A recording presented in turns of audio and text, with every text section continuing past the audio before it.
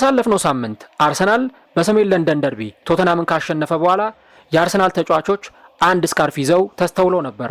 ሜክ ኢት ሃፕን የሚለው ስካርፍ የአርሰናል ተጫዋቾችን ስነልቦና ቁልጭ አድርጎ የሚያሳይ ነበር። ይህንን ስካርፍ የያዙት ተጫዋቾች ማጋለሽ፣ ማርቲኔሊ፣ ካላፊዮሪ እና ፒየሮ ሂንካፔ ነበሩ። ምናልባትም ደግሞ ለአርሰናል እንደ ህልም የራቀውን ዋንጫ ለማሳካት ለአርሰናል ለአመታት ሲጠብቅ የነበረው ዋንጫ ለማግኘት ይህ አመት ለአርሰናሎች ከመቼውም ጊዜ በላይ በጉጉት የሚጠበቅ መሆኑን ያሳየ ስካርፍ ነበር ማለት ይቻላል። አሁን መድፈኞቹ አርሰናሎች በአውሮፓ ቻምፒዮንስ ሊግ በደረጃ ሰንጠረዡ ከአናት ላይ ከሚገኘው ባየር ሚዩኒክ ጋር በእኩል ነጥብ ተቀምጠው ምሽት ላይ ጨዋታቸውን ያከናውናሉ። ምናልባትም ይህንን ጨዋታ የሚያሸንፉ ከሆነ በደረጃ ሰንጠረዡ አናት ላይ የሚቀመጡ ይሆናል። በእንግሊዝ ፕሪሚየር ሊግም አርሰናል ፕሪሚየር ሊጉን በደረጃ ሰንጠረዡ ከፊት ተቀምጦ እየመራ ይገኛል። ምናልባት አርሰናል በዚህ የውድድር ዓመት እጅግ በጣም ሲናፍቅና ሲጠብቅ የነበረውን የእንግሊዝ ፕሪሚየር ሊግ ዋንጫ ብሎም ደግሞ በታሪኩ ያላሸነፈውን የአውሮፓ ቻምፒዮንስ ሊግን ለማሸነፍ ይህ ዓመት ለመድፈኞቹ በተጫዋቾቹም በአሰልጣኙም እንዲሁ ደግሞ በደጋፊዎቹም በኩል በጉጉት የሚጠበቅ ዓመት ስለመሆኑ ይነግረናል ማለት ነው። በአርሰናሎች በኩል ያለው የስነልቦና ጥንካሬ ምን ይመስላል? አርቴታ ተጫዋቾቹ ላይ ምን አይነት አስደናቂ ስራን እየሰራ ይገኛል? ሚሉትንና ሌሎች ጉዳዮችን እስከ ቪዲዮ መጨረሻ ድረስ ከኛ ጋር አብራችሁ ከቆያችሁ የምንነግራችሁ ይሆናል። ሰላም ጤና ይስጥልን። የተወደዳችሁና የተከበራችሁ ውድ ቻናላችን ተከታታዮች እንዴት ናችሁልን? እንዴት ቆይታችኋል? እግዚአብሔር ይመስገን እኔ በጣም ደህና ነኝ። የምትገኙት አራዳ ሜዳ ኦፊሻል ዩቲዩብ ገጻችን ላይ ነው። ለቻናሉ አዲስ ከሆናችሁ የዩቲዩብ ገጹን ሰብስክራይብ በማድረግና የደወል ምልክቷን በመጫን የቻናላችን ቤተሰቦች እንድትሆኑ የአክብሮት ግብዣችን ነው። ቪዲዮውን ደግሞ ስትጀምሩ ዩቲዩብ ፕሮግራሙን ለብዙዎች እንዲያደርሰው ላይክ እያደረጋችሁ መጀመራችሁን አስታውሱ። የአራዳ ሜዳ ኮሜንታተር ተስፋ ወርቅ ሉል ሰገድ አብሬያችሁ ቆይታ አደርጋለሁ። ፈጣሪ ፈቅዶ በዚህኛው ፕሮግራማችን ላይ ዳግም ከእናንተ ጋር ተገናኝተናል። እንግዲህ የአርሰናል ጉዳይ አሁን ላይ በተለይም የክለቡ ሜንታሊቲ ምን ያክል በጣም ከፍተኛ እንደሆነ ክለቡ በየጊዜው ራሱን በብዙ ነገሮች በብዙ ዲፓርትመንቶች እያሻሻለ ስለመምጣቱ እየተመለከትን እንገኛለን። እንግዲህ አንድን ክለብ ውጤታማ የሚያደርገው ዋንጫዎችን እንዲያሸንፍ የሚያደርገው ሜዳ ላይ የሚያሳየው ፐርፎርማንስና ሜዳ ላይ ያለው ብቃት የተጫዋቾች መናበብ ብቻ አይደለም። ምናልባትም ደግሞ በጣም ጥቃቅን የሆኑ ነገሮችም ጭምር እንዲሁ ደግሞ በልምምድ ሜዳ ላይ የሚሰሩ ስራዎች፣ የቡድኑ አንድነት እና ደግሞ የቡድኑ ስነ ልቦና እጅግ በጣም ከፍ ያለ ሲሆን እነዚህ ሁሉ ነገሮች ተደምረው ቡድኑን አሸናፊ ያደርጉታል ማለት ነው። ለምሳሌ ጁሪየን ቲምበር ትላንትና ከአርቴታ ጋር በጋዜጣዊ መግለጫው ላይ የተመለከትነው ተጫዋች ነበርና እንደውም ጋዜጠኞችም ጭምር ሲጠይቁት ነበር። እንደሚታወቀው ጁሪየን ቲምበር የመጽሐፍ ቅዱስ ጥቅሶችን ሁልጊዜ ኢንስታግራም አካውንቱ ላይ ፖስት ያደርጋል። በኢንስታግራም ገጹ ላይ በተለይ ጨዋታዎች ከመጀመራቸው አስቀድሞ እና ይህን ነገር ሲጠየቅ ነበረና እኔ የምኖረው እንደዚህ ነው፣ የኔ እምነት እንደዚህ ነው እና በዛ እምነት ውስጥ ለመኖር ነው እየሞከርኩ ያለሁት። ይሄ የኔ የህይወት መንገድ ነው፣ ህይወቴን የምመራበት መንገድ ይሄ ነው። ኢቭን ከጨዋታ በፊት ከተጫዋቾች ጋር አብረን እንጸልያለን። ክርስቲያን የሆኑ ተጫዋቾች አሉና አብረን እንጸልያለን። ይሄ ቡድኑ ላይ ለቡድኑ ውጤት በጣም ጥሩ ነገርን ይዞ እየመጣ ነው ብሎ ሲናገር ነበር ማለት ነው። እንደምታስታውሱት እንደዚሁ በባለፈው ኤበረቺዜ ሃትሪክ ከሰራ በኋላ ለዚህ ሃትሪክ ስጸልይ ነበር፣ ለዚህ ውጤታማነት፣ ለዚህ ምርጥ ብቃት ብሎ ሲናገር እንደነበር ታስታውሳላችሁ። እና እነዚህ ሁሉ ነገሮች ቡድኑ በእያንዳንዱ ነገር ላይ ምን ያክል በጣም እየተዋሃደ እንደመጣ እኔ ከዚህ በፊት ደጋግሜም ስናገረው ነበር። አርሰናል የሆነ ውጤት ሲያመጣ ወይ ደግሞ አርሰናል የሆነ በተከታታይ ጨዋታዎች ላይ ውጤታማነቱን ሲያሳይ ቡድኑ ላይ ያለውን የቡድን ህብረት የቡድን መንፈስም ጭምር የምትመለከቱበት ነው። የአርሰናል ተጫዋቾች ለምሳሌ አንዱ ተጫዋች ጎል አስቆጥሮ ሊያንድሮ ትሮሳርድ ወይ ቡካዮ ሳካ ጎል አስቆጥሮ ሳሊባ በቃ ልክ ጎል እንዳስቆጠረ ተጫዋች በቃ ሲዘል ምን ሲል ትመለከቱታላችሁ። ሁሉም ጋር ባለፈው የበረቺዜ ጎል ሲያስቆጥር ዴክላን ራይስ ሄዶ እሱ ነው በቃ ለሱ አፕሪሺዬሽን ስጡት፣ ለሱ አድናቆታችሁን ግለጹለት እያለ ጣቱን ወደ ኤበረቺዜ ይጠቁም ነበር። ኢቭን የመጀመሪያውን ጎል በቶተናሙ ጨዋታ ላይ ትሮሳርድ ያስቆጠረ ጊዜ በተመሳሳይ ደግሞ ዊሊያም ሳሊባ ጣቱን እየጠቆመ ወደ ጓደኛው ትሮሳርድ ነው የዚህ ጎል ባለቤት እና አፕሪሺዬት አድርጉት እያለ ለደጋፊዎችም በእጁ ምልክት ሲያሳይ ነበር። አሁን እነዚህ ነገሮች የቡድኑን ስነልቦና እጅግ በጣም አድርገው የሚገልጹ ናቸው እና ልክ ጨዋታው ካለቀ በኋላ ማጋሌሽና ማርቲኔሊ እንግዲህ ሁለቱ ሜዳ ላይ አልገቡ። ማጋሌሽ ጉዳት ላይ እንደሆነ ይታወቃል። ካላፊዮሪና ሂንካፔ ያችን ስካርፍ ይዘው ሜክ ኢት ሃፕን የሚለውን ስካርፍ ይዘው ታይተው ነበር እና እቺ ስካርፍ አርቴታ በተጫዋቾቹ ላይ ምን አይነት ነገር ነው እያስተጋባ ያለው? ለአርሰናል ተጫዋቾች ይሄ ምንድን ነው የሚያስተላልፈው መልእክት የሚለውን ነገር በደንብ ቁልጭ አድርጎ የሚያሳይ ነው። ኢቭን ለዓለም ሕዝብ ሁሉ በደንብ አድርጎ ይሄ ነገር መልእክቱ የሚተላለፍና የሚጋባም አይነት ጭምር ነው። ለዛ ነው ያችን ስካርፕ ከተመለከቱ በኋላ በጣም ብዙ ሰዎች ይህንን ነገር ይዘው ሲቀባበሉት ነበረ። የአርሰናል ተጫዋቾች ምን መልእክት ነው ለማስተላለፍ የፈለጉት? የአርሰናል ተጫዋቾች ይሄ የቡድን ስሜታቸውን ምናልባት የሚገልጽላቸው ነገር ነው ወይ ብለው ሲናገሩ ነበርና ይቺ ሜክ ኢት ሃፕን የምትለው ነገር በጣም በብዙ መንገድ ትተረጎማለች። ምናልባት ሌሎች የእንግሊዝኛ አቻዎችን ብትፈልጉ ዱ ኢት ናው፣ በቃ አሁን አድርጉት፣ ቴክ አክሽን፣ ተግባር ውሰዱ፣ ጌት ዘ ጆብ ደን፣ በቃ ስራውን አጠናቁት፣ ፈጽሙት፣ ሜክ ዘ ጎል። እነዚህ ነገሮች በደንብ የሚገልጹ ናቸው እና አርቴታ በደንብ ተጫዋቾቹ ጋር ይህንን ስሜት እያስተጋባ መሆኑን ማየትና መረዳት ይቻላል።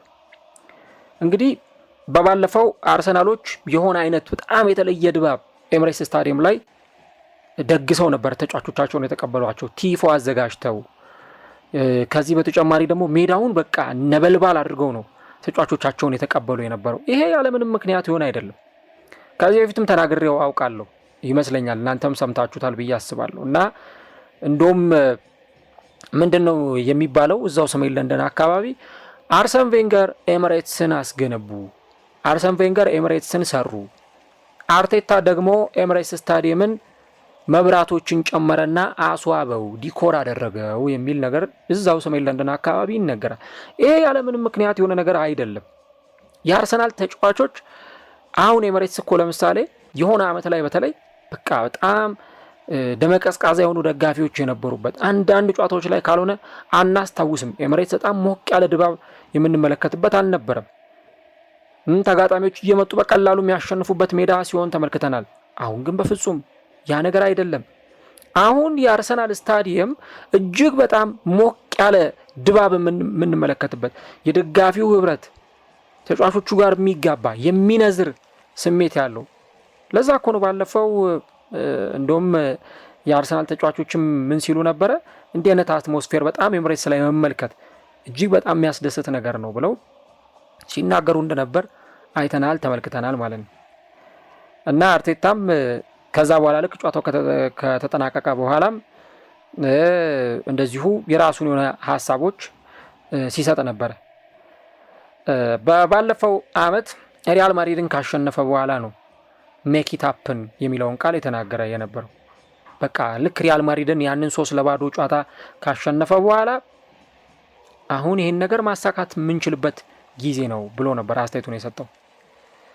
ማይንድ ሴታቸው፣ የአስተሳሰብ ደረጃቸው፣ በውስጣቸው ያላቸው እምነት የሆነ ነገር ለማሳካት ፍላጎት እንዳላቸው የሚናገር ነው እና ባለፈው የአርሰናል ተጫዋቾች ይህንን ሜክ ኢት ሃፕን የሚለውን ነገር ስካርፍ ላይ ይህንን ጽሑፍ ሲያንጸባርቁ ለምን ያደረጉት ብለን ስንል በቃ አርሰናል የሆነ ነገር ለማሸነፍ ኢነርጂ እንዳላቸው በጣም ብዙ ትልቅ አምቢሽን እንዳላቸው የሚያሳይ ነገር አለው። እንኳን አይደለም 5 ዓመት 6 ዓመት አብረው የተጫወቱ ተጫዋቾችን ይቅርና አሁን በቅርብ ጊዜ አርሰናልን የተቀላቀሉ ተጫዋቾችም ሳይቀር ይሄንን ስሜት በቀላሉ የሚጋሩትና ሼር የሚያደርጉት ነገር ሆኖ እናገኘዋለን ማለት ነው። ለምሳሌ በ2021-22 የውድድር ዘመን አርሰናል ለቻምፒዮንስ ሊግ ተሳትፎ እጅግ በጣም ተቃርቦ አርሰናል ተቃርቦ 4ኛ ደረጃን ለማግኘት የመጨረሻው ምዕራፍ ላይ ደርሶ ነው ቻምፒዮንስ ሊግ ሳይገባ የቀረው። ያ የኒውካስል ሽንፈት፣ የቶተንሃም ሽንፈት በጣም አርሰናሎችን አንገት ያስደፋ ነበር እና እዛ ዶክመንተሪ ላይ እንግዲህ በዛ ወቅት አማዞን ፕራይም የሰራው ኦል ኦር ነቲንግ የተሰኘ ዶክመንተሪ ነበር። ያንን ዶክመንተሪ ብዙ ጊዜ ስለ አርሰናል ሳነሳው ያው ለምንድን ነው ተስፍሽ እነዚህን ነገሮች የሚያነሳው ብላችሁ ልትገረሙ ትችላላችሁ። ግን ያን ነገር ሁል ጊዜ እየደጋገምኩ ማነሳው ለምንድን ነው የአርቴታን ማይንድ ሴት በደንብ የተረዳውበት ነው። እኔ ከዛ በፊት ለአርቴታ እንደዚህ አይነት አመለካከት አልነበረኝም። ያን ዶክመንተሪ ከማየቴ በፊት ለአርሰናል ተጫዋቾች እንደዚህ አይነት አመለካከት አልነበረኝም። ኢቨን አርቴታ እንደው በአርሰናል ውጤታማ ይሆን አይሆን የሚል ሀሳብ ውስጤ ነበረ። ያን ዶክመንተሪ ካየው በኋላ ግን ምናልባት ጊዜ ሊወስድ ይችል ይሆናል እንጂ ምናልባት ጊዜ ሊፈጅ ይችላል እንጂ አርቴታ አርሰናልን ወደ ሆነ ስኬታማነት ሊያመጣው እንደሚችል ያን ዶክመንተሪ ካየው በኋላ ነው በውስጤ እርግጠኝነት የተሰማኝ። ምናልባት አሁን አንዳንድ ሰዎች ወጥተው አርሰናል በአርቴታ ስር ዋንጫ አይበላም፣ አርቴታ የዋንጫ ማይንድ ሴት የለውም ምናምን የሚሉ አይነት ነገሮችን ሲያወሩ እንሰማለን፣ ሚዲያ ላይም ጭምር። እዚህ ሀገርም ያሉ ጋዜጠኞች እዛ ሀገርም ያሉ ጋዜጠኞች እንደዚህ ነገሮችን ሲያወሩ ልንሰማ እንችላለን። ግን ጠለቅ ብሎ ማየት መረዳት እጅግ በጣም አስፈላጊ ነው እና እንደው ካገኛችሁት ይህንን ዶክመንተሪ ብታዩት በጣም ደስ ይለኛል። ኢቭን ለአርሰናል ደጋፊዎች አይደለም ለሁሉ የእግር ኳስ ምንነት የምትረዱበት ነው እና እንደውም አርሰናል አንድ ጨዋታ ላይ ከዌስትሃም ጋር ይመስለኛል እየተጫወተ በነበረበት ጊዜ እረፍት ሳላ እየተመራ ወደ መልበሻ ክፍል ተጫዋቾቹን ይዟቸው ይገባል ማለት ነው እና አርቴታ በጣም ስሜታዊ ሆኖ በቃ ጉሮሮ እስከሚዘጋ ድረስ ይጮ ነበር ተጫዋቾቹ ላይ። በቃ ይጮ ነበር በጣም እንዴ ቻምፒየንስ ሊግ እኮ ልንገባ ነው፣ እኔ ቻምፒየንስ ሊግ መጫወት እፈልጋለሁ እያለ ተጫዋቾቹ ላይ ሲጮ ሲያንባርቅ ምን ሲል ኑኖ ታቫሬዝን አይኑን እያየ ኳሱን በደንብ ኮንትሮል አድርግ፣ ኦቨርላፕ እያረክሩት ስፕሪንት አድርግ እያለ ሁሉንም ተጫዋቾች እየተመለከተ ይናገር ነበር እና ይሄ ለአንድ ሰው ብቻ አይደለም ለሁላችሁም ነው የምናገረው፣ ላንተም እያለ ለሁሉም ጣቱን እየጠቆመ ያስረዳ ነበር። አርቴታ ይናገር ነበር። አርሰናል ሰከንድ ሀፍ ላይ ውጤቱን ቀልብሶ አሸነፈና ወጣና አርቴታ ኑኖን ታቫሬዝን እጁን ጎትቶ ስቦት ሲያቀፈውም ጭምር ነበረ እዛው ዶክመንተሪ ላይ እንደሚታየው። አሁን ይሄን የቤት ስራ ጨርሰናል፣ 4 ጨዋታን የቀረን ከዚህ በኋላ ቻምፒየንስ ሊግ ልንገባ ነው፣ በቃ ተቃርበናል እያለ ያንን ኢሞሽን ተጫዋቾቹ ጋር ለማጋባት አርቴታ ይሞክር ነበር እና ኢቭን መልበሻ ክፍል ውስጥ አርቴታ እንደምታስታውሱት ከዛው ዶክመንተሪ ላይ እንዳየ ነው አምፖል ይዞ መልበሻ ክፍል ውስጥ ለተጫዋቾቹ ያስረዳ ነበር። እንግዲህ ተጫዋቾቹ የሚከተሉት ያሰልጣኛቸውን ፈለግ አይደለ? ያንን አምፖል ይዞ ለተጫዋቾቹ ያስረዳ ነበር። ይሄን ኢነርጂ አንዱ ሰው ጋር ያለው ኢነርጂ ሌላው ሰው ጋር ማጋባት አለባችሁ። አንዱ ተጫዋች ያለውን ኢነርጂ ለሌላው ተጫዋች ማጋራት አለበት። ሁሉም ጋር ተመሳሳይ ነገር መኖር አለበት። አንድ አምፖል አንድ ሙሉ ቤትን እንደሚያበራው ሁሉ አንድ ተጫዋች ጋር ጥሩ ፖዚቲቭ ኢነርጂ ካለ፣ በጣም ጥሩ ኢነርጂ ካለ ሌሎቹም ተጫዋቾች ጋር ይሄ ስሜት መጋባት ይችላል ብሎ ዘው ዶክመንተሪ ላይ ሲናገር ነበር እና ያንን ዶክመንተሪ ስታዩት እጅግ በጣም ትገረማላችሁ።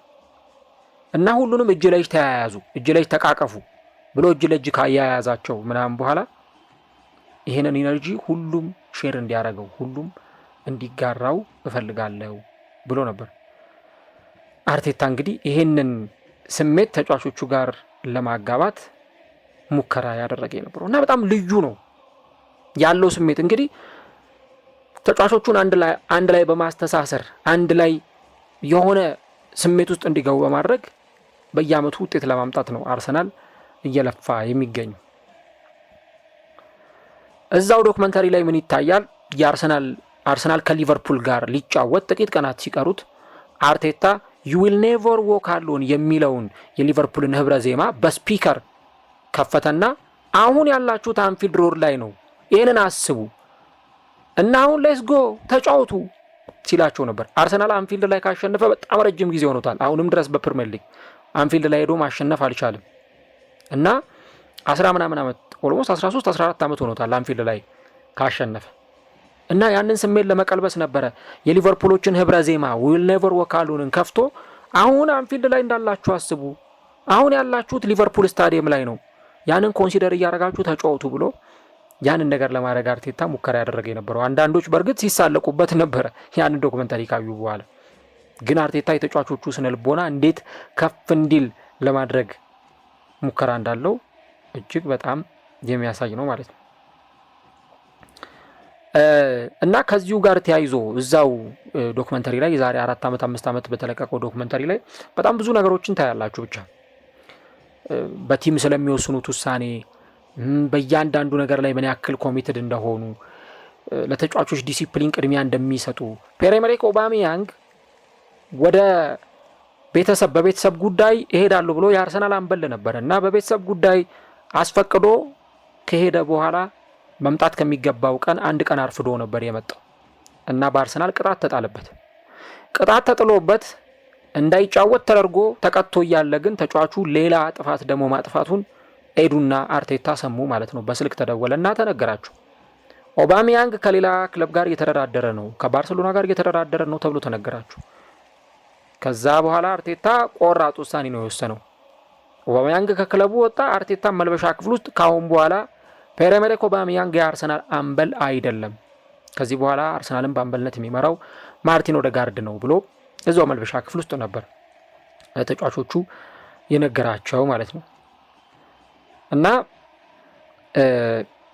ጄምስ ኤኪንግ የሚባል እዛው አርሰናል ውስጥ የሃይ ፐርፎርማንስ ኤክስፐርት እና ሳይኮሎጂስት የስነ ልቦና ባለሙያ ያለና ይሄ የሆነ አይነት አንዳች ለውጥ አይደለም፣ ይሄ በቃ ትሪገር ነው ብሎ ሲናገር ነበር። ይሄ ሜክ ኢት ሃፕን ከሚለው ስሎጋን መርህ ጋር ተያይዞ እንደዚህ አይነቱ አባባል እንደዚህ አይነት መሪ ቃል ተጫዋቾች በጭንቅላታቸው ውስጥ ለምን አይነት ስኬት እየተጫወቱ እንደሆነ በደንብ የሚያስታውሳቸው ነው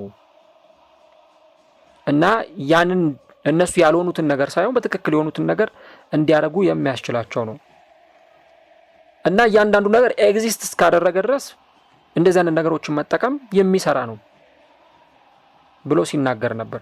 ምናልባት ይሄ አንድ አባባል ሊሆን ይችላል ወይም አንድ ጨርቅ ላይ አንድ ስካርፍ ላይ የሰፈረ አባባል ሊሆን ይችላል። ነገር ግን ተጫዋቾች ጠንክረው እስከሰሩ ድረስ ይሄን ነገር በደንብ ቡስት የሚያደርግ ነው ብሎ ነው የተናገረው እና እንደ ኪንግ አገላለጽ ከሆነ በተለይም ደግሞ በሆነ ፖድካስት ላይም ሲናገር እንደነበረው በቃ የሆነ አይነት አንዳች እምነት የሚሰጥ ተጫዋቾች ጋር ከፍተኛ እምነት የሚያሳድር የክለቡን እያንዳንዱን ስሜት የሚቀይር ነው። በነገራችሁ ላይ ይሄ ሜክ ኢት ሃፕን የሚለው ነገር በአርሰናል ስካርፍ ላይ ብቻ አይደለም ያየነው። በቀደም አርሰናል ካሸነፈ በኋላ እነ ማጋሌሽ ይዘው ያየነው ነገር ብቻ አይደለም። ሜክ ኢት ሃፕን እዛው መልበሻ ክፍል ውስጥም ታያላችሁ። ሜክ ኢት ሃፕን የሚል ጽሁፍ ተጽፎ ማለት ነው እና ይህ ሰው የስነ ልቦና ባለሙያ ጄምስ ኤኪንግ እንደሚናገረው ከሆነ ይሄን ነገር ማድረግ ያስፈለገው ተጫዋቾች ጭንቅላታቸው ውስጥ ሪማይንድ እንዲያደርጉት እንዲያስታውሱት ለምን ዓላማ እንደሚጫወቱ ስሜታቸውን የሚያንጸባርቁበትም ጭምር ነው ብሎ ነው የሚናገረው እና ይህ ሲምቦል ኢሞሽናል የሆነ ንግግር ነው። የአርሰናል እግር ኳስ ክለብ እንዲህ ባለው ሁኔታ ነው እየቀጠለ የሚገኝ። ባለፈው የአርሰናል ደጋፊዎች ያንን አይነት እጅግ በጣም የሚያስገርም ስሜት ሜዳ ላይ ሲያንጸባርቁ ያንን ሁኔታ ደግሞ ሜዳ ላይ ለማስተግበር ጥረት ሲያደርጉ ስንመለከት ነበር እና ለምሳሌ የርገን ክሎፕ ከ30 ዓመት በኋላ በሊቨርፑል የፕሪሚየር ሊጉን ዋንጫ ሲያሸንፉ ቡድን ውስጥ የፈጠሩት ኢነርጂ ምን አይነት ነበር? እዛ በመዋኛ ገንዳ አካባቢ ሆቴል ውስጥ ሲገናኙ የነበሩባቸው ሂደቶች የክለቡን የማሸነፍ ፍላጎት በደንብ የሚጨምሩ ሆነው ተገኝቷል ማለት ነው እና ኢቭን አሁን አርቴታ የሆነ አይነት ደጋፊዎችን እያየን ነው። በባለፈው ዓመት እሱም ለደጋፊዎች ጥሪ ሲያቀርብ ነበር። ለደጋፊዎቹ ጥሪ ሲያቀርብ አርቴታ በደንብ እንዲደግፉን እንፈልጋለን።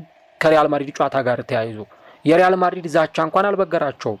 ጣራውን እንዘጋለን፣ ካምባክ እናሳያለን ምናምን ሲሉ ነበረ። ግን በፍጹም ይሄ ነገር ለአርሰናል ተጫዋቾች የሚበገርና ተጫዋቾቹን የሚያስቆም አልነበረም ማለት ነው።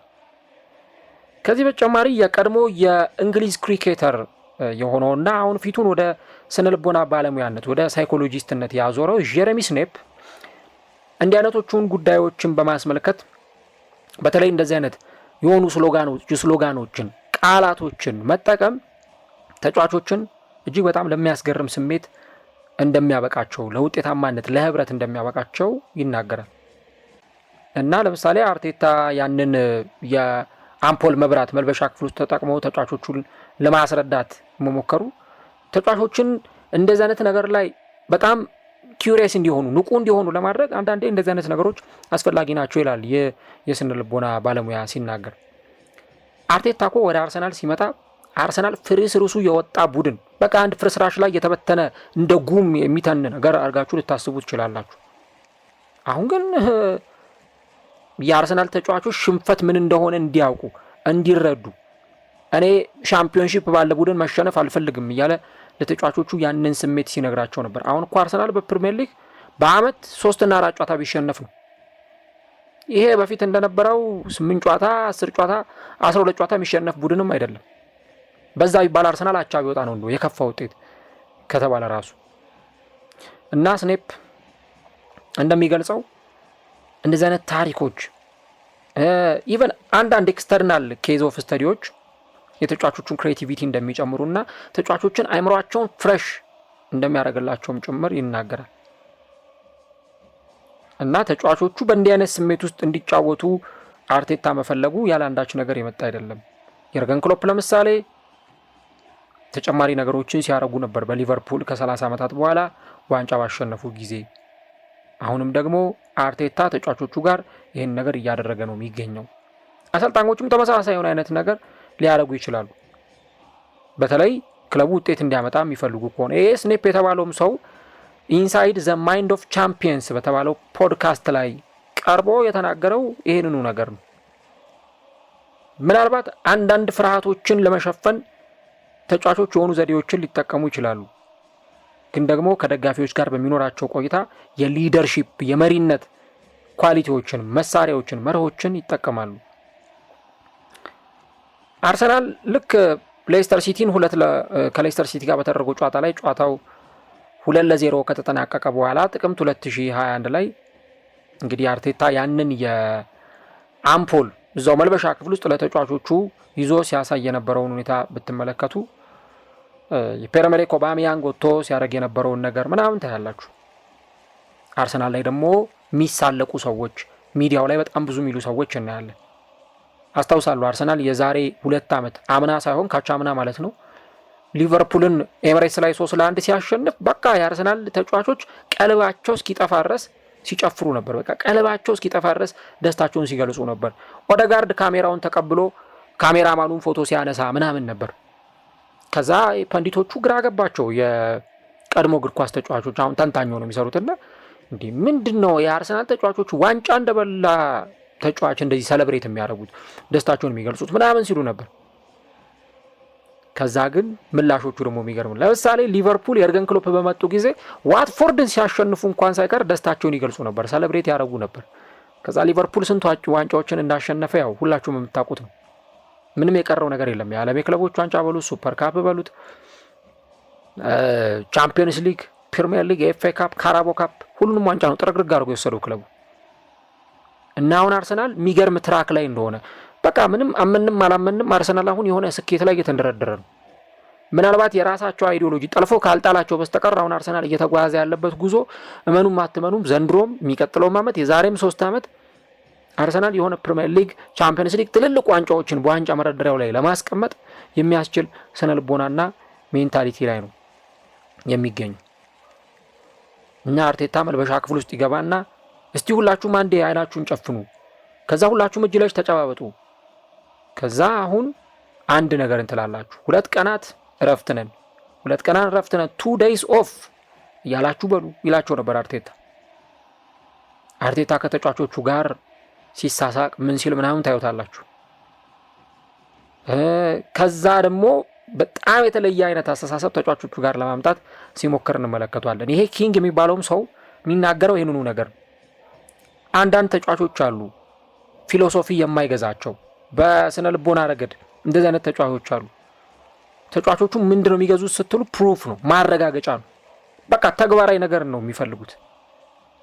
እና እያንዳንዱ ይሄ ሃይፐር ኢንዲቪጁዋሊስቶች የሆነ ነገር ላይ በጣም ጠንካራ ስራ በመስራት እምነት በማሳደር ያንን ነገር ደጋግመው በመተግበር ውጤታማ ይሆናሉ ብሎ ሲናገር ነበር። እና የስኔፕ ማገላለጽ ከዚሁ ጋር አብሮ የሚሄድ ነው። ተጫዋቾች የሆነ ነገር ለማሳካት እምነት አሳድረው ያንን ደግሞ ሁልጊዜ ማይንድ ሴታቸውን አይምሯቸው ላይ እየጨመሩ በሄዱ ቁጥር ለሆነ ስኬታማነት ራሳቸውን እያበቁ ነው የሚሄዱት። ያውም ደግሞ አርሰናል እንደምታውቁት ከዋንጫ ጋር በጣም የተራራቀ ቡድን፣ ፕሪሚየር ሊግ ካሸነፈ 20 ዓመት ያለፈው ቡድን። ለመጨረሻ ጊዜ አርሰናል ፕሪሚየር ሊግ ያሸነፈው 2003-4 ላይ ነው። ምናልባት አሁን ያሉት የአርሰናል ደጋፊዎች አንዳንዶቹ ጭራሽ አርሰናል የዛን ጊዜ ፕሪሚየር ሊግ ዋንጫ ሲበላ ወይ ያልተወለዱ ናቸው ወይ ደግሞ ህጻናት ልጆች ሆነው ነው አርሰናል ያንን ዋንጫ የበላው፣ ወይ ደግሞ በጣም የድሮ ባለፈው በደጋፊዎች ድምጽ ፕሮግራማችን ላይ ከአንድ ደጋፊ ጋር ስናወራ 40 ምናምን ዓመት አርሰናልን የደገፈ ሰው አለ። እንደዚህ ደግሞ በጣም የቆዩ ደጋፊዎች አሉ። ግን ያንን ዋንጫ ለማየት የናፈቁ እስካሁን ድረስ ያንን ዋንጫ ያላዩ የአርሰናል ደጋፊዎች አሉ። አርሰናል ጭራሽ በታሪኩ ቻምፒየንስ ሊግ ሲበላ ደግሞ ማንም ያየ ደጋፊ የለም። ቻምፒየንስ ሊግ የአውሮፓ ቻምፒየንስ ሊግ ዋንጫን አርሰናል አሸንፎ ያውቅም። ስለዚህ ጄንዊን በሆነ መንገድ ስታስቡት የአርሰናል እያንዳንዱ ነገር አሁን የሚደረጉት ነገሮች ደጋፊውን የሚያጓጉ ናቸው። ደጋፊው ለሆነ ስኬት እንዲጓጓ ለፕሪሚየር ሊግ ዋንጫ፣ ለቻምፒየንስ ሊግ ዋንጫ፣ ኢቭን ሌሎች ዋንጫዎችንም ለማሸነፍ እንዲጓጉ የሚያደርግ ነው። ምናልባት አሁን አርቴታ መልበሻ ክፍል ውስጥ ተጫዋቾቹን ምን ብሎ ሊነግራቸው ይችላል? ስለምን ሊነግራቸው ይችላል? ስለምን ሊያወራቸው ይችላል? እኔ የአርሰናልን የሜዳ ላይ እንቅስቃሴ ሳይ የምረዳው የአርቴታን ማይንድ ሴት አርቴታ ምን እንደሚያስብ ነው። አርቴታ የሚያስበውን እዛው ታዩታላችሁ። ባለፈው ሲጠይቁት ኮርና ባለመግባታችን ደብሮኛል ሲል ነበር። እንደ ቀልድ ነገር ነው በእርግጥ ያንን ያነሳው። ሁሌ አርሰናል የቆመ ኳስ ምናምን ስለሚያገባ አለማስቆጠራችን ደብሮኛል ብሎ ሀሳቡን ሲሰጥ ነበር። አሁን አርሰናል ደግሞ ቻምፒየንስ ሊግ ላይ ባየር ሚኒክን የሚያክል ትልቅ ቡድን ይገጥማል። እዚህ ጨዋታ ላይ ምን አይነት ስሜት የሚንጸባረቅ ይመስላችኋል? አርሰናል እኮ ያለፉትን ዓመታት በርካታ ዋንጫዎችን የሚያሸንፍ ቡድን ሆኖ አይደለም። አርቴታ ግን ልክ ወደ አርሰናል ሲመጣ ያንን መሬት ላይ የወደቀውን ክለብ አፈሩን ጠራርጎ አዋራውን አራግፎ አጽድቶ ወልውሎ እንግዲህ አርሰናል 8ኛ ምናምን ሲጨርስ ነበር እኮ ታስታውሳችሁ። 2 ጊዜ 5ኛ በጣም ብዙ ፌል ያደረገባቸው ሁኔታዎች ነበሩ። ከዛ ለዋንጫ ደግሞ ተቃርቦ 3 የውድድር ዓመት ሁለተኛው ነው ጨርሷል። ግን የአርቴታ ስኳድ ወድቆ መነሳትንም ደግሞ ያቀበታል። አምና 2ኛ ወጣ። አሁንም መሞከሩን ይቀጥላል። እና እርግጠኛ የምትሆኑት በሆነ ነገር ላይ እንደዚህ ደጋግሞ መሞከር ውጤት ሊያስገኝ እንደሚችል ነው። ፔፕ ጓርዲዮላ ስንቴ ሞክሯል ቻምፒየንስ ሊግ ለማሸነፍ። በተለይ ወደ ሲቲ አሰልጣኝነት ከመጣ በኋላ ደጋግሞ አልሞከረም።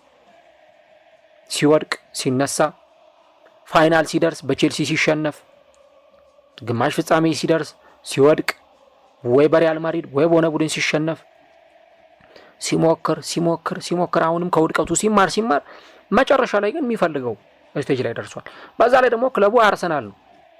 ለአሰልጣኞች በጣም ሰፊ እድል የሚሰጥ ነው። አሁን የውጤት የሚመዘገበው ምናልባት መውደቅ መነሳቱ የሚመዘገበው ወይ ሌላ ክለብ አሁን ቼልሲ ውስጥ ቢሆን ወይ ሌላ ክለብ ውስጥ ቢሆን ቦርዱም ላይ ይታገሰው ይችላል። ግን ለአርቴታ በቃ በጣም ብዙ ነገር በጀት የሚፈቀድበት ሁኔታ ለአርሰናሎች በጀቱ ራሱ የሚሰጠው ለምንድን ነው? ያለምንም ምክንያት አይደለም። ተጫዋቾቹ ለአርቴታ ታዛዦች ናቸው። አዎ አርቴታ ተጫዋቾቹን ኢቨን እሱም ይናገራል። አርሰናል እንኳን አቻ ወጥቶ በተጫዋቾቼ ኮርቻለሁ፣ ተጫዋቾቼን ወዳቸዋለሁ ብሎ ተጫዋቾቹን ዲፌንድ ለማድረግ ነው የሚሞክረው። ይሄ ተጫዋቾቹን ሚዲያ ላይ አውጥቶ የሚያሳጣ አይነት አሰልጣኝ አይደለም። ምናልባት መቆጣት ካለበት ልክ ቅድም እንደነገርኳችሁ መልበሻ ክፍል ላይ ኑኖ ታቫሬዝን ጣቱን እየጠቆመበት ኳስ ተጫወት፣ ፋይት አድርግ፣ ታገል፣ ስፕሪንት አድርግ፣ ውጣ፣ እያጠቃ ተጫወት ምናምን እያለ ለተጫዋቾቹ ሊናገር ሊያስረዳ ይችላል። ከዛ ደግሞ ብዙ ሰዎች ስለ አርቴታ ሲናገሩ ምን ይላሉ? የሆኑ አሰልጣኞች ድምር ውጤት ነው፣ የሆኑ አሰልጣኞች ድብልቅ ነው። ለምሳሌ ከዴቪድ ሞይስ ጋር አብሮ ሰርቷል፣ ኤቨርተን እየተጫወተ ከዴቪድ ሞይስ የተወሰነ ነገር። አርሰን ቬንገር ደግሞ አሰልጥነውታል በአርሰናል እየተጫወተ፣ የአርሰናልን ማንበል ነበር። እሳቸው እንደውም ተናግረውለታል። ታያላችሁ አርቴታ ወደፊት አንድ ቀን ትልቅ አሰልጣኝ ይሆናል ብለው ነበር። እሳቸው ያሉት ነገር ነው የሆነ። ያው አርሰን ቬንገር የንስር አይን እንዳላቸው ታውቃላችሁ። ከአርሰን ቬንገር ደግሞ አባታዊ ባህሪያቸውን ከቦል ፖዚሽን ጋር በጣም የተዋደደ አጨዋወታቸውን ከሳቸው የሆነ ነገር፣ ከፔፕ ጓርዲዮላ ደግሞ የታክቲክ ሊቅነትን የታክቲክ ማስተርነትን፣ ጆዜ ሞሪኖ ከሚባል አሰልጣኝ ደግሞ የመከላከል ጥበብን ወስዶ እነዚህን ሁሉ ነገሮች አዋቅሮ አርቴታ አሁን አደገኛ አሰልጣኝ ሆኗል። ምናልባት እነ ፔዤ ወይ የሆኑ ክለቦች አንድ ቀን አርቴታ የእኛን ክለብ ያሰለጥናል፣ የእኛን የሆኑ አሰልጣኞች የሚተካ አሰልጣኝ ነው ብሎ ያምናሉ። አርቴታ አሁን አመንም አላመንም በሞደርን ፉትቦል ካሉ ምርጥ አሰልጣኞች መካከል አንዱ ነው። ይህን ማንም የሚያውቀው ነው፣ ልቦናችን ያውቋል። አሁን ባለፈው አርሰናል ቶተናምን ገጥሞ ሲያሸንፍ የአርሰናል ተጫዋቾች ሰለብሬት ሲያደርጉ አላያቸው? ዲዛይር ምናምን የሆነ እንትን ተከፍቶ ሲጨፍሩ እነ ሳካ ምናምን እጃቸውን እያውለበለቡ ሲጨፍሩ ነበር። ገና እኮ ነው 12ኛ ሳምንት ነው አይደለ? ገና ስንት ሳምንት ይቀራል እኮ? ገና 26 ሳምንት ምናምን ይቀራል። ግን ፓሽናቸውን ይሁት ኢነርጂያቸውን ተመልከቱ። ማጋሌሽ እዛ ቁጭ ብሎ አርሰናል ጎል ሲያገባ ተነስቶ ይጨፍራል። የአርሰናል ተጫዋቾች ከነክራንቻቸው ሜዳ መጥተው አርሰናል በቃ ጎል ሲያገባ ግን ሴሌብሬሽናቸው ምናቸው በጣም የተለየ ነው እና አሁን ላይ ካሉ ቡድኖች እኔ ምናልባት ፕሪሚየር ሊግ ላይ በጣም ዘ ሞስት ኢንተረስቲንግ የምለው ቡድን አርሰናል ነው። ምንም የሚያጠያይቅ አይደለም። እና እነዚህ ሳይኮሎጂስቶችም እንደሚናገሩት ምናልባት አንዳንዴ ሲስተሞች ኮላፕስ ሊያደርጉ ይችላሉ። የጨዋታ አቀራረቦች ላይሰሩ ይችላሉ። ኢሞሽኑ ግን ከፍተኛ ይሆናል። ስሜቱ ከፍተኛ ይሆናል። ይሄ ደግሞ የታክቲካል ውድቀት አይሆንም፣ የሳይኮሎጂካል ጉዳይ ነው የሚሆነው ማለት ነው። እና አሁን እቺ አንዷ ስካርፍ በጣም በብዙ መንገድ ትተረተራለች። በሳይኮሎጂስቶች በጣም በብዙ ሰዎች መልበሻ ክፍል ውስጥ አርቴታ ምንድን ነው ለተጫዋቾቹ የሚነግራቸው? የሚያስተላልፈው መልእክት ምንድን ነው? ከተጫዋቾቹ ስሜት ጋር ልብ ለልብ ተግባብቶ እየሰራ ስለመሆኑ እነዚህ ነገሮች በደንብ በግልጽ የሚያሳዩ ነው። አርሰናል ካቻምና እስከ 38ኛው ሳምንት ድረስ ለዋንጫ ሲፋለም ማንቸስተር ሲቲ እዛ ከዌስትሃም እየተጫወተ አርሰናል እዚህ ከኤቨርተን እየተጫወተ መጨረሻ ሲቲ አሸነፈና ዋንጫውን ወሰደው። ምናልባት ሲቲ ተሸንፎ አርሰናል ቢያሸንፍ ዋንጫውን ይወስደው ነበር። አርሰናል ደግሞ አሸንፏል፣ ሲቲም አሸንፏል። ከዛ የአርሰናል ተጫዋቾች ላይ ፊታቸው ላይ የሆነ የሚመር ስሜት ነበር። ካይ ሃቨርትዝ በቃ ፊቱን ጥሎታል። የአርሰናል ተጫዋቾች በጣም ተሰብረዋል። አርቴታ ድምፅ ማጉያውን ተቀበለ። መጨረሻ ላይ ሁሉም ሚስቶቻቸውን ልጆቻቸውን ምናምን ነው ይዘው የመጡትና ማይክሮፎኑን ተቀበለና አርቴታ ሲናገር መልእክቱን አስተላለፈ ለደጋፊዎች። እመኑኝ ቀጣይ ዓመት ጠንክረን እንመለሳለን፣ እናደርገዋለን፣ እናሳካዋለን። ለሰፖርታችሁ ለሰጣችሁን ድጋፍ እናመሰግናለን ነው። አርሰናል ፐርፌክት ሲዝንን አሳልፏል። የዛን ውድድር ዓመት ቻምፒዮንስ ሊግ ሩብ ፍጻሜ ደርሷል። በባየር ሚኒክ ተሸንፎ ነው የወደቀው። ያውም በጣም በተራራቀ ፐርፎርማንስ አይደለም። በቃ ሙኒክ አሊያንዝ አሬና ላይ አንድ ጎል አስቆጠረ በኪሚክ አማካኝነት 2-1 በደርሶ መልስ ጨዋታውን አሸንፎ አለፈ። ከዛ ደግሞ ፕሪሚየር ሊጉ ላይ በ2 ነጥብ ተበልጦ ነው አርሰናል ዋንጫውን የተነጠቀው። ከዛ ደግሞ አምናም ሞከረ። ተጫዋቾች ሲጎዱበት ነበር። ብዙ አይነት ሁኔታዎች ነበሩ። አርቴታ እንደውም ሲናገር ነበር የአርሰናል እኮ አቋም እየወረደ ነው፣ አርሰናል ነጥብ እየጣለ ነው ምናምን ሲሉት እንደውም እኛ ስለሆንን ነው ይሄ ሁሉ ተጫዋች ተጎድቶብን እኛ ሁለተኛ መሆናችንን አትመልከቱ። ምናልባት እንደኛ ሌላ ክለብ ተጫዋች የተጎዳበት ቢሆን ኖሮ ሁለተኛ ይጨርስ ነበር ወይ ሁለተኛ ደረጃ ላይ ይቀመጥ ነበር ወይ ብላችሁ ጠይቁ ብሎ ሲናገር ነበር። እና የዚህ ሰው ሜንታሊቲ ተጫዋቾቹም ጋር ደጋፊዎቹም ጋር በደንብ የሚጋባ ነው።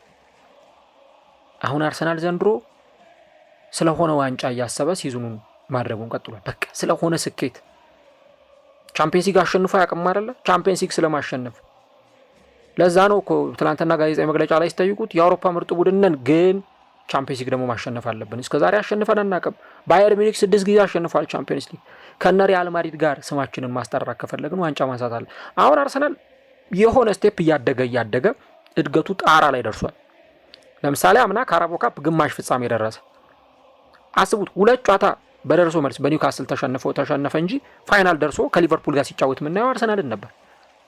ቻምፒዮንስ ሊግ በሚያስገርም ፐርፎርማንስ እነ ሪያል ማድሪድን እነ ፒኤስቪን በተለይ ፒኤስቪንማ ብንቀልዶ ነው 9 ምናምን ጎል በደርሶ መልስ አግብቶ ነው አርሰናል ወደ ሩብ ፍጻሜ መጣው። ማድሪድንም በደርሶ መልስ አሸንፎ ፔዤ ጋር ሲደርስ አርሰናል ወደቀ። አርቴታ በጣም ፔንፉል ነው ብሎ ሲናገር ነበር። ያ ሽንፈት ለቻምፒዮንስ ሊግ በጣም ተጠግቷል። አሁን የአርሰናል እድገት ጣራው ላይ ፒኩ ላይ ነው የሚገኘው። ከዚህ በኋላ የሚፈለገው ክለቡ ዋንጫ እንዲያመጣና ስኬታማ እንዲሆን ብቻ ነው። ያን ደግሞ ለማድረግ ሁሉም ተጫዋቾች ጋር ያለው ስነ ልቦና፣ ሁሉም ተጫዋቾች ጋር ያለው ይሄ አንድነት፣ የማሸነፍ ስፕሪቱ እጅግ በጣም የተለየ ነው። ለዛ ቅድም መግቢያችን ላይ የነገርኳችሁ የቲምበርን አገላለጽ ማምጣት እዚህ ጋር ያስፈልጋል። ቲምበር ሁል ጊዜ የመጽሐፍ ቅዱስ ጥቅሶችን እያመጣ ኢንስታግራም ላይ ይለጥፋል። ልክ ትላንትና ሲጠይቁት ሁላችንም እንጸልያለን፣ በተለይ ክርስቲያኑንን ተጫዋቾች አብረን እንጸልያለን ጨዋታው ከመጀመሩ በፊት። የቡድኑን ስፕሪት የማሸነፍ ስነ ልቦና ከፍ የሚያደርጉ ነገሮች በሙሉ እዛ መለበሻ ክፍል ውስጥ ተግባራዊ ይደረጋሉ። የአርሰናል ተጫዋቾች ማድረግ ያለባቸውን ነገር በሙሉ እያደረጉ ነው። መስጠት ያለባቸውን ነገር እየሰጡ ነው። ምናልባት እኔ አርቴታ በአርሰናል ዋንጫ ሳይበላ የሚጨርስ ከሆነ ምናልባት እግር ኳስ ፍትሃዊ ካልሆነችባቸው ነገሮች መካከል አንዱ በታሪክ የሚመዘገብ ነገር የሚሆን ይመስለኛል። ምናልባት እግር ኳስ እንደው ፍትሃዊ መሆን ካለባት አርቴታ ይህንን ለሰራው እውነት በአርሰናል ለገነባው ቡድን ለነበረው ውጤታማነት ለብዙ ነገሮቹ አርቴታ ለአርሰናል ደጋፊዎች ላደረገው አበርክቶት ዋንጫ ቢያሸንፍ እኔ በጣም በጣም የሚገባው ዲዘርቭ የሚያደርግ አሰልጣኝ ነው። በእርግጥ አርቴታ ዋንጫ ባያሸንፍ ማንም የሱን ክብር ዝቅ የሚያደርገው አይደለም። በቃ ትልቅ አሰልጣኝ ነው በአርሰናል ዋንጫ በላም አልበላም ባይበላም ትልቅ አሰልጣኝ ነው። አርሰናልን ከአፈር አራግፎ ምክንያቱም የዛሬ 6 ዓመት የነበረውን አርሰናል አይተነዋል ሁላችን። ኢትዮጵያ ውስጥ ያሉ የአርሰናል ደጋፊዎች እንኳን የአርሰናልን ማሊያ መልበስ ሼም እስከሚይዛቸው ድረስ ነበረ ያ ወቅት የነበረው። አርሰናል በሲቲ 5 የሚገባበት፣ በሊቨርፑል 4 የሚገባበት፣ በቼልሲ የሚሸነፍ፣ በነፉልሃም በሆነ ቡድን ሁሉ የሚሸነፍ ቡድን ነበር። አርቴታ መጣና ግን የሆነ ደረጃ ላይ ያስቀመጠው። ያው አርሰናል 18 ጨዋታ ተጫውቷል፣ አንድ ነው እስካሁን የተሸነፈው፣ አንድ ጨዋታ። እና አሰልጣኝ ዋንጫ ቢያነሳ ዲዘርቭ አያደርግም ትላላችሁ? ዋንጫ ማንሳት አይገባውም ትላላችሁ? በደንብ ዲዘርቭ የሚያደርግ አሰልጣኝ ነው። እና ደግሞ ጊዜው አሁን አርሰናል ዋንጫ የሚያሸንፍበት የዛሬ ዓመት አይደለም፣ የዛሬ 2 ዓመት በቃ አሁን ልክ አርቴታ ሲመጣ ለምሳሌ ወደ አርሰናል ትረስት ዘ ፕሮሰስ ብሎ ነው የመጣው። በቃ ሂደቱን እመኑ፣ ቡድኑን እንቀይረዋለን አለ። ቀየሩት። እነ ሶቅራጠስ እነ ሆልዲንግ ምናምን የነበሩበትን ቡድን እንዳለ ቀስ በቀስ አቬሬጅ የሚባሉ ተጫዋቾችን ለቃቅሞ ነው ከክለቡ ያስወጣው። ምርጥ ተጫዋቾችን ሰብስቦ ክለቡ ውስጥ አካቷል፣ ሰካክቷል። አሁን አርሰናል ጭራሽ ጎል ሙከራውላ ሲሞከርበት ነው ደጋፊዎቹ የሚደብራቸው ተጫዋቾቹ። ማጋሌሽ በቃ ማሊያውን ሲነክስ ምናምን ታዩታላችሁ። እነ ሳሊባ ጋር ያለውን ስሜት ትመለከታላችሁ። ሳሊባ የሆነ ወቅት ላይ ጋዜጠኞች ሲጠይቁት ያንተና የማጋሌሽ ጥምረት በጣም ምርጥ ነው አይደለ ሲሉት፣ አዎ ምርጥ ነው፣ ግን ዋንጫ ካልበላን ማንም አያስታውሰንም። በቃ ምርጥ ጥምረት አላቸው ብሎ ማንም ቼክ አያደርገንም። ስለዚህ ያ ሰው የሚያስታውሰው ነገር እንዲኖረን ዋንጫ ማሸነፍ አለብን ሲል ነበር። ኢቨን ሁሉም ኮንትራታቸውን ሲያራዝሙ እነ ሳሊባም እነ ማጋሌሽም ሌሎቹ ከአርሰናል ጋር ዋንጫ ማሸነፍ ሁሉንም ነገሮች ማሸነፍ እንፈልጋለን ነው የሚሉ። ዛትስ ዋይ አርሰናል አሁን በዚህ ደረጃ ላይ እየተገኙ እና እንግዲህ እስቲ እንመለከተዋለን። የምሽቱ የባየር ሚዩኒክ ጨዋታ እጅግ በጣም በጉጉት ይጠበቃል። ይሄ የአርሰናል መፈክር ግን ዛሬም ጨዋታው ካለቀ በኋላ ልታዩ ትችላላችሁ። ሜክ ኢት ሃፕን፣ አሁኑኑ አድርጉት፣ አሁኑኑ አሳኩት፣ አሁኑኑ አሸንፉ። ይሄ የአርሰናል ተጫዋቾች የአርሰናል መልበሻ ክፍል ውስጥ በትልቁ ተጽፎ የምታዩት መፈክር ነው። ይሄን ነገር ለማሳካት ደግሞ አርሰናልና አርቴታ ተጫዋቾቹ እጅግ አቅም አላቸው። ያን ነገር ማድረግ ብቻ የሚቀረው ቡድን ሆኗል። ለማንኛውም በላይቭ ፕሮግራማችን ላይ እንዲሁ ደግሞ ጨዋታው ካለቀ በኋላ በትንታኔያችን እንገናኛለን። ግምታችሁን የገባችሁ ልታስቀምጡልን እንችላላችሁ። ስለ አርቴታና ስለ አርሰናል ምን ሀሳብ አላችሁ? ኮሜንት ላይ የገባችሁ ሀሳቦቻችሁ ልታጋሩ እንችላላችሁ።